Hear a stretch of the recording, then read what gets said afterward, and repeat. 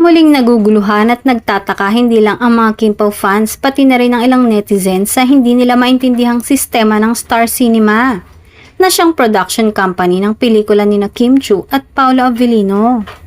Ilang mga Kim Pao fans ang naglabas na naman ang kanilang himutok kaugnay sa kinita ng My Love Will Make You Disappear. Nag-message ang ilan sa mga ito sa Messenger at nagtatanong kung bakit daw hindi naglalabas ng datos ang Star Cinema sa gross ng pelikula ng Kim Pao samantalang lagpas isang buwan na mula nang i-showcase ito sa mga sinihan.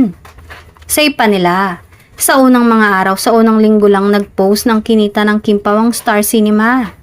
Hindi nila malaman kung kumita ba gaya ng inaasahan nila ang movie ng kanilang mga idol. Ipinaliwanag naman na hindi pa tapos ang showing ng My Love Will Make You Disappear at sa abroad ay ngayon palang iso-showing ang movie. Wala namang ipinagkaiba ang My Love Will Make You Disappear sa ibang movie nang matapos ang buong showing saka nagpakita ng resibo ng kanilang producer. Maaaring isa sa mga araw na ito ay masasagot na ng Star Cinema ang tanong ng mga fans.